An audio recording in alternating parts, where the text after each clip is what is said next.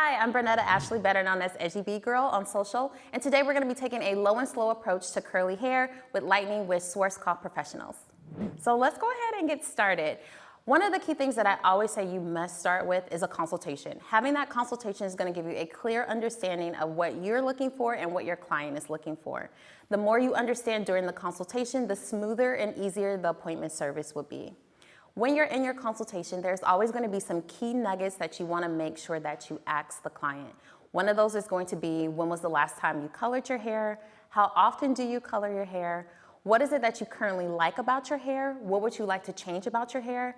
And most importantly is, how do you get a commitment from your client?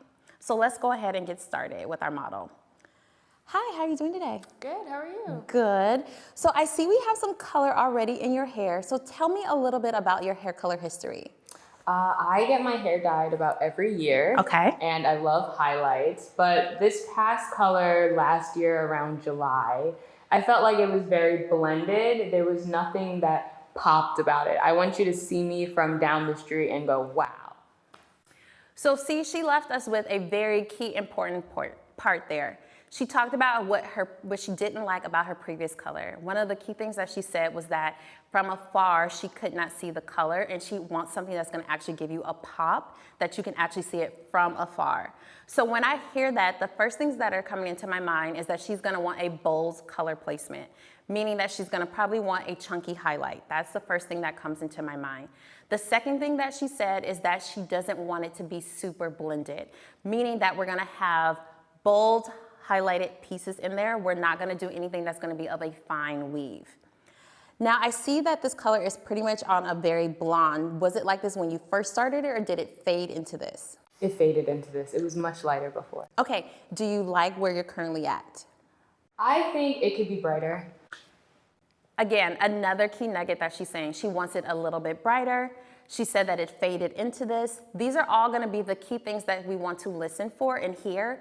Other things that you really want to do is you want to make sure that you understand what she's looking for and what can actually be achievable today. So with your previous color, I noticed that you have some blonde in here. How do you typically style your hair? Are you always curly, or are you sometimes curly, sometimes straight? I'm always curly. I love that. She said that with pure confidence, I'm always curly. So now that's letting me know my color placement has to be in a place where it can make the curls actually stand out and pop. Let's say, for example, if she says, well, I'm sometimes curly, I'm sometimes straight, I want to make sure that my placement looks good when the hair is both curly and when it's straight. If she says that I never wear my hair curly, I only wear my hair straight, I would then blow her out. So then I can see what her hair looks like straight, so then I know what that placement is going to look like. The more you understand in the beginning, the better it's going to be. We don't have an image today, but let's say she brought in an image with me. Some of the key things that you want to make sure that you get your client to understand is, what is it about the hair that they like in this image? I never phrase the question is, what do you like about this picture? Because the minute you say that, their mind is going to automatically look at the overall image, is not going to look at and focus in on the hair. I want her to focus in on the hair.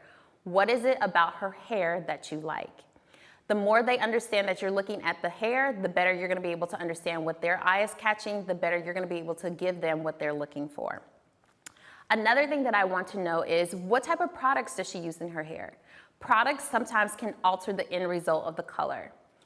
What products do you currently use in your hair? I start with an In Love leave-in conditioner, and then I go in with either a Ouida gel or an Innocence gel. So she typically is using a gel into her hair. That's gonna be very key important, so then I know to ask her the next question, which is going to be, what does she currently have in her hair today? What do you currently have in your hair today? Nothing. Nothing. So she came into the salon today with absolutely nothing into her hair. Sometimes that is not gonna always be the case. Any type of creams, gels, leave-in conditioners, those are all gonna be barriers that are gonna be on the hair. I wanna make sure that those barriers do not prevent me from getting the results that I wanna look for my color. So in a case where that may be, you may have to start off with a detox shampoo. I love using our Blonde Me detox shampoo because it's gonna remove any of the excess buildup on the hair and creating a nice clean canvas for color. So based off of what you're saying today is that you want your color to have a nice pop, a boldness to it. You want to have something that you can see from afar. You want to stay in the blonde family, possible if we can go lighter. Here is a thing that you also want to make sure that your client understands. What can be achieved today and what maybe have to be achieved in a second or third session. I always say under promise, over deliver. So to ensure that we get to the level that we want to look for and keeping your curls nice and healthy intact, I'm gonna say we can probably get you to a very nice level 8. That's gonna be a nice warm blonde, but then we can always neutralize you down to make it a little bit more beigey. That's what I'm thinking about. And then maybe in our second or third session, we can get you a little bit lighter. How does that sound? Sounds great. Okay. Other thing that you always want to make sure that you do is you ask them the question, how does this sound? Or are you okay with this? Is this comfortable to you? Do you have any questions? The more you have this open dialogue where you're getting answers back from them, the easier everything is going to be.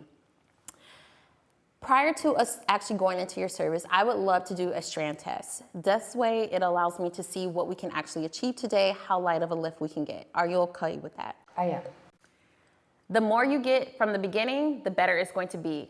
Strand test is going to be a key component, especially with doing any service when it comes to coloring the hair. I want to see how this color is actually going to lift, what are going to be the results, and what's actually going to be possible and achievable for today. Let's say, for example, she told you, I don't have any color in my hair. But when you do the strand test, you notice that there's something there. And then she says, oh my gosh, I remember maybe 3 weeks ago, I did a little gloss or I did a color conditioner on there. That's gonna prevent you from getting the lift that you're looking for. So the more you know with this strand test, the easier and smoother it's going to be. I don't wanna tell her, yes, let's get you to platinum blonde today, get into the midst of starting to do it, and then I can't get her that light. And then now I'm looking like, oh my gosh, I don't know what to do. I'm in a panic, I'm stressed. My client can feel my stress, and now we're all not happy. To ensure we don't end up in those results, always do a strand test.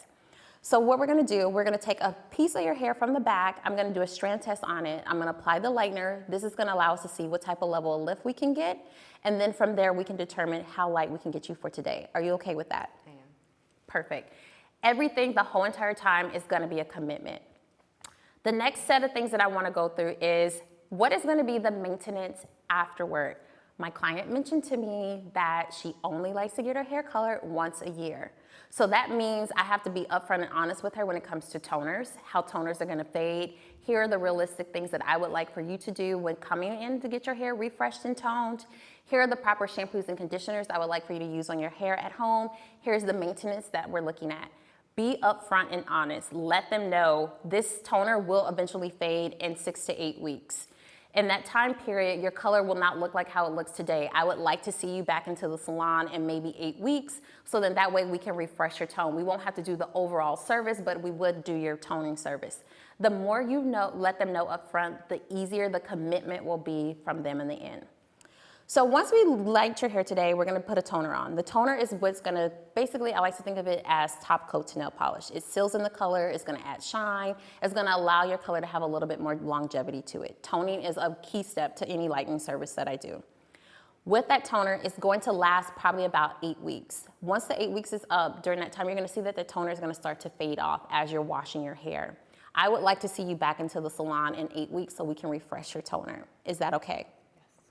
So again, getting that commitment from them, letting them know and be realistic about it.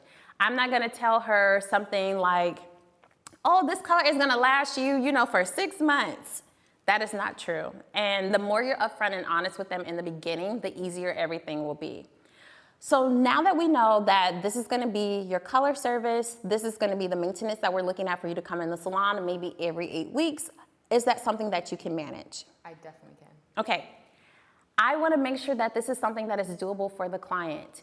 Let's say we were going into something of more of a platinum blonde. We know that that toner is going to fade off a little bit faster, and I maybe need to see her in the salon every 4 weeks.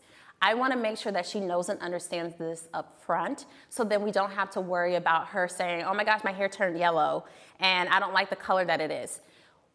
We will already have that appointment pre-booked. She will already know when she's expected to come back into the salon. We won't have to worry about those type of things in the long run. Another thing to think about when it comes into the technique that you're gonna be doing, whether you're gonna be doing something closer to the scalp or you're gonna do something a little bit more lived in. My client mentioned to me that she likes to come into the salon to get her overall balayage every year. So with knowing that, I'm gonna give her something that's gonna be slightly lived in, slightly closer to the scalp, but not extremely all the way close. This way it will have a natural kind of lived in look, and it will eventually grow out. This is gonna give her the look of kind of what she already has, but those placements are gonna be a little bit bolder.